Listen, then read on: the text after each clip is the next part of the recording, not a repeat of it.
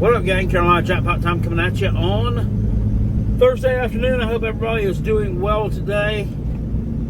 It's Kentucky week for South Carolina, and in honor of it being Kentucky week, I'm going to put my stupid sunglasses on and give a big shout out to my favorite punching bag in the SEC, the human baked potato Kentucky head coach, Mark Stoops.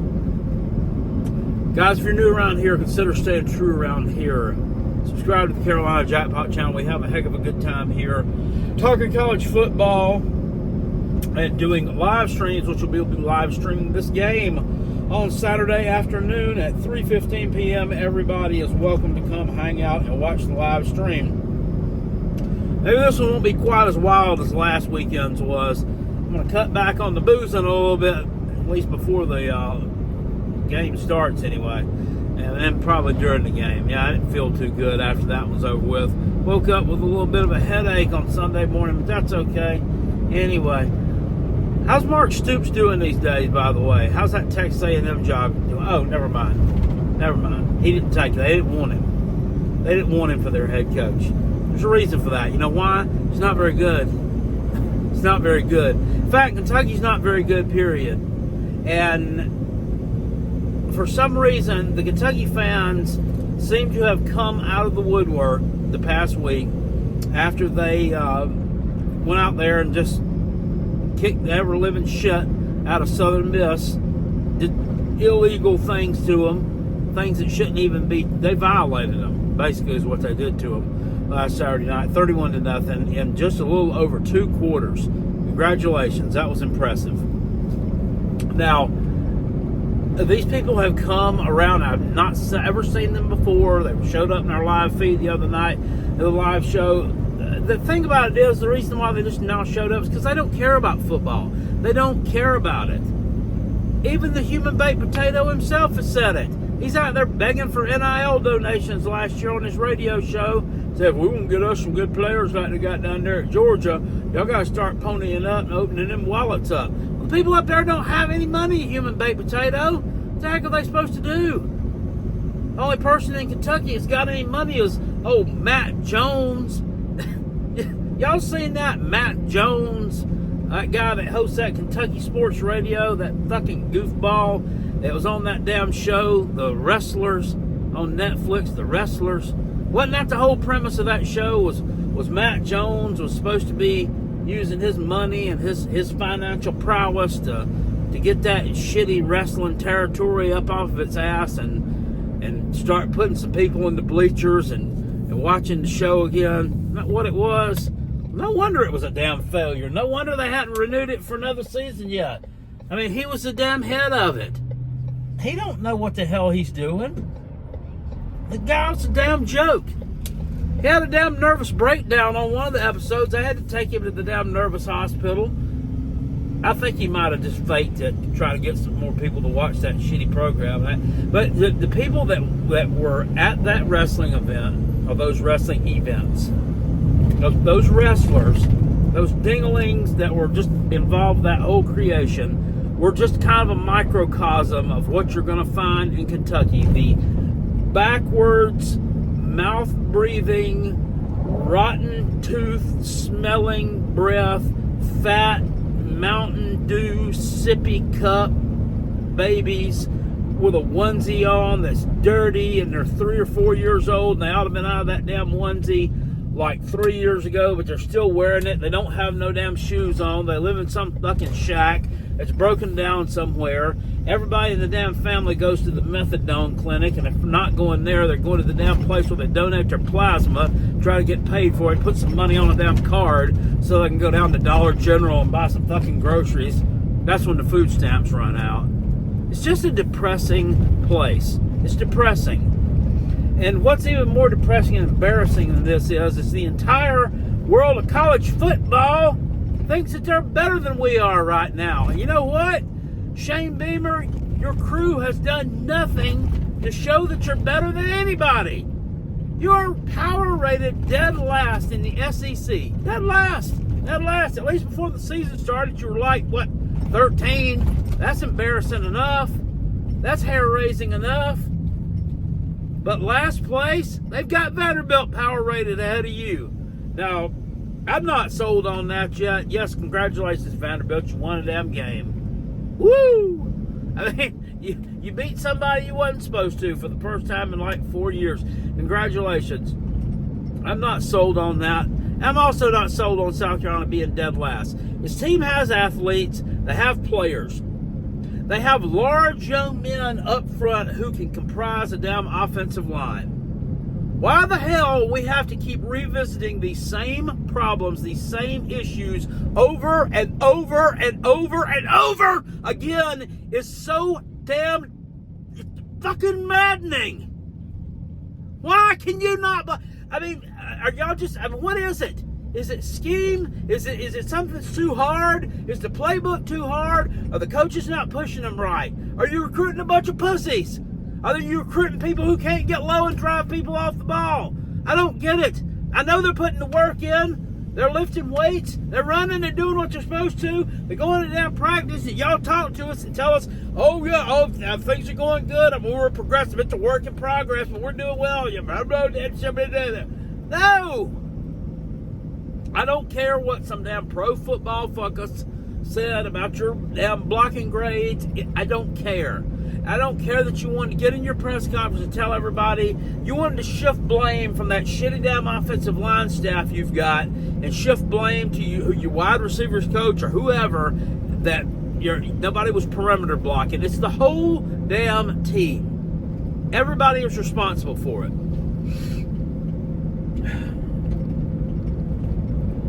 Clayton White might need to be elevated head coach if they decide to run you off, because it looks like at least his unit is the only one that's playing with some sense of cohesiveness. Those edge rushers are going to be a damn problem. And that alone is why I can't understand why South Carolina is ranked all the way down at fucking 16th. 16th. We won our damn game.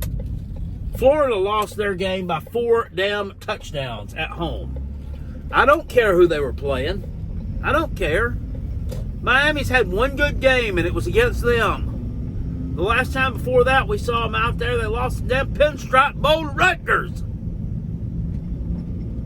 But on paper, they're supposed to be great. But you can't sit here and tell me that Florida is a better team than South Carolina right now. I don't believe it. I'm not buying it, and it's not true.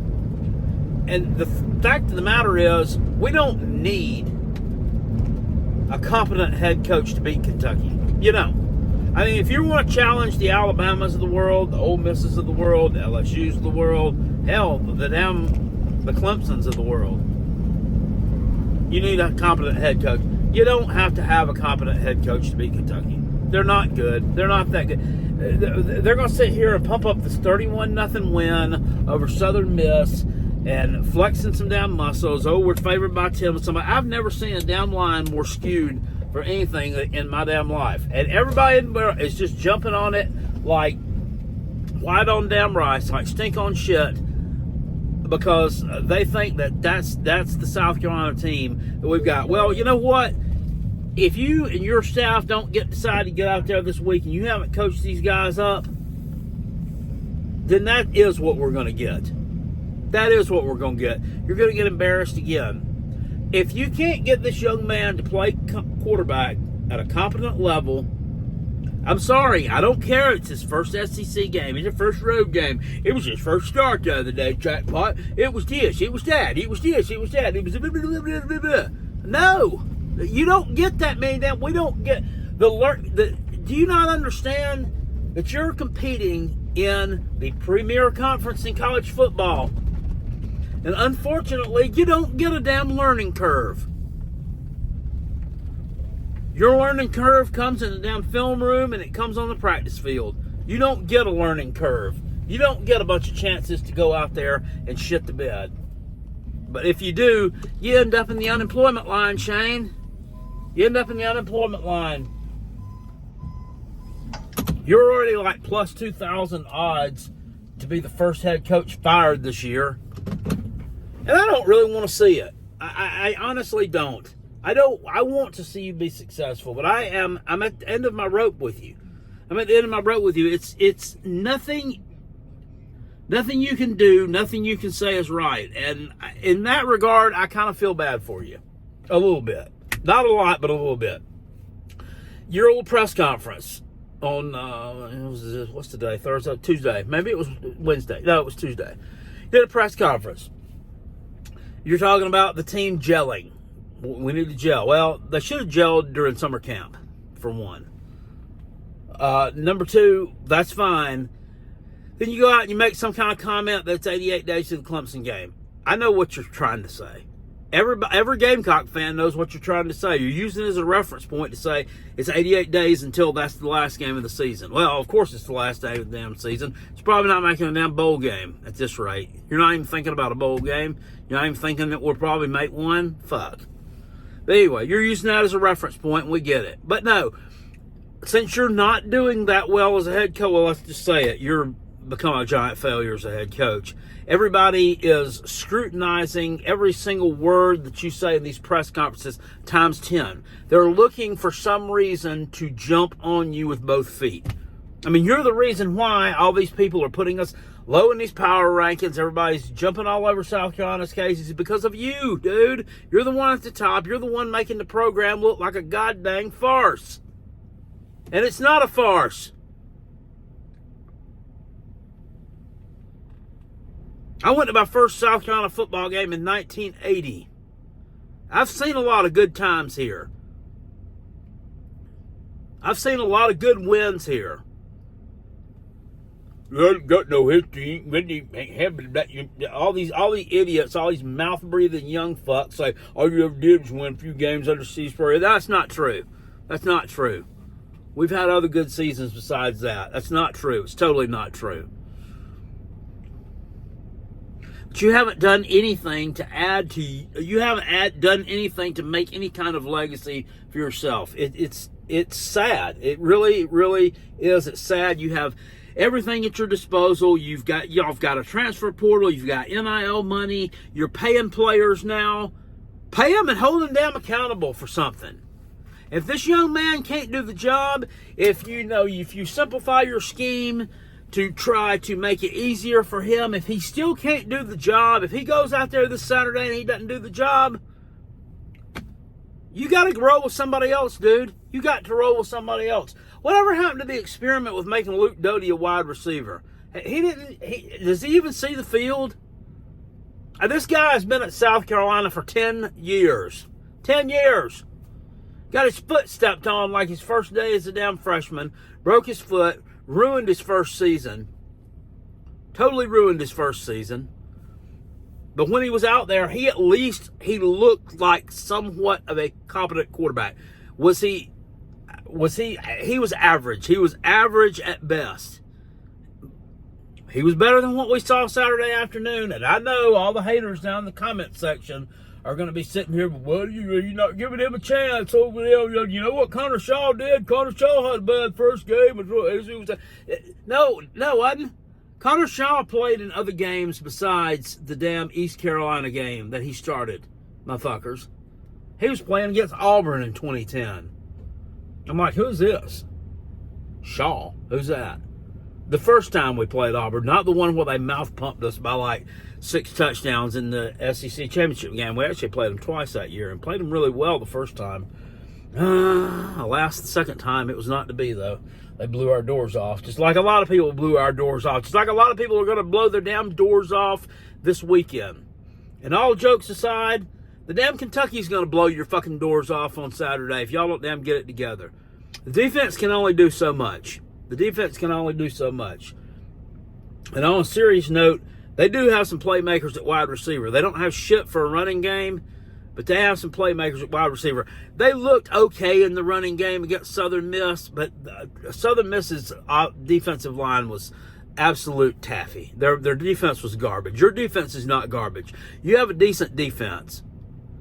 But if you keep it on the damn field the entire game, if it starts getting gassed and winded after 3 quarters, yeah, you're going to get blown out. To me, this game has the feel to me, and maybe not quite, because I don't think as many points will be scored in it, because Kentucky's offense is just simply not as good as Tennessee's, but it has a lot of the feeling of last year's Tennessee game to me, in that, you know, these 60,000 sheep humpers are looking for a win here because they're pissed off because they've lost to South Carolina 2 years in a row, and they're not used to that, and they think they got a better football program than you. Well, I mean, in all regards, they do right now, but they don't. They do, but they don't. They're not a better football program than South Carolina, but at this point in time, it appears that way. This being a double-digit freaking underdog to KY Jelly, embarrassing, man. Absolutely embarrassing. This is what it's got the feeling of. Now, are y'all going to do something to go out there and combat that? Are you going to do something to take that crowd out of the game? Are you going to make some big plays? Are you going to cause some turnovers? Because I think you can. Brock Gardner-Griffith already threw one interception the other night. Then he threw another one straight to a Southern Miss player who was looking up at 75 yards of, in the words of former Gamecock wide receiver Xavier Legret, straight green grass. And he just dropped it because he was thinking about a touchdown. That should have been an interception too. This guy will turn the football over, and y'all have got to be opportunistic on defense. You've got to be opportunistic. But I think South Carolina can cover this number, and I think South Carolina can win this game. As shocking as it might be, yeah, this is not the shittiest football program on planet Earth in regards of what you might think. So this is about all I got to say about that. They've got to do something here. If they can't get Lenore Sellers to start playing at a competent level soon, he's going to have to be an understudy to somebody. And who that is, I don't know. But you got this kid from Auburn, this Robbie Ashford. God, I don't want to see it because I've watched him in that spring game, and he looks atrocious throwing the football. But, I mean, at least when he was on the field at Auburn, he didn't appear to be nervous and just absolutely not know what he's doing and just pissing up a damn rope. So, once again, I don't want to see the guy fail. I don't want to see him fail. If I'm wrong, I want to be eating crow. I want to eat crow. But I've seen this same old story, this same old tale, this same old program. I don't know how many times before. I've seen it a ton. And somebody's got to change the narrative. Somebody's got to change the energy around the program. I don't know who it's going to be, but somebody has to change the energy and the perception of the program. Otherwise, you're just going to keep falling further and further behind. Because you were able at one time, for the first couple of years, Shane, you were able to get a few recruits in based on the help us build something great here type of routine that I think you were probably selling them on. Now that they see us going out there and struggling against teams like Old Dominion and, you know, being 10-point underdogs to fucking nothing burgers like damn Kentucky, it's harder, I think, probably to sell those recruits on a dream, isn't it? I mean, what narrative, what do you come up with now to try to get these people in here? Playing time? I mean, nobody wants to play somewhere where they're getting their face kicked in every Saturday. They don't. They want to play somewhere where they're at least average at best or average at worst. I mean, I wouldn't want to. I for one, wouldn't want to.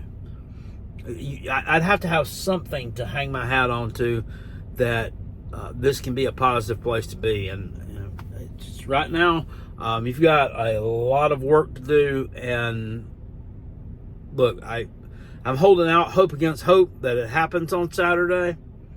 I'll be there regardless, Beamer. I will be there regardless because I was a Gamecock before you came. I'll be a Gamecock after you leave. And it's looking like it's going to be sooner and sooner. Anyway, I'll see you guys later on. I appreciate it. Peace. And thank you for letting me sit here and let loose a little bit and rant. You don't understand how embarrassing this is to have to play second fiddle to some team like Kentucky or Florida or just any X number of shitbag teams in the SEC. Now, I want to aspire to be something good, but let's just face facts. I don't mind being behind LSU and Alabama and insert whoever here. That's also Texas, whoever's had a pop year, Mizzou for the time being. I do have a problem with being perceived as being worse than Kentucky and Florida. Florida, who's the absolute laughingstock shit stain of college football right now. We're the shit stain that nobody's talking about because we're not even relevant. At least they're talking about Florida because they're at least relevant enough for people to talk about them, in that if they got the right person there, it probably wouldn't take them that long to rebuild that program into something decent. Us, not so everybody's like, it doesn't matter. They just recycle the same old coaches here and there, and they'll get another somebody else in that's going to be another one just like Shane Beamer, just like Will Muschamp. That's the narrative you get right now.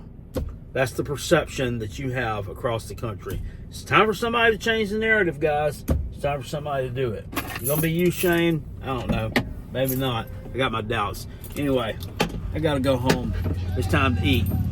Feed my fat belly. I'll see y'all later. Peace. I'm out of here. Still. I'm not crazy. I'm just making a YouTube video. Woo! Go Cox.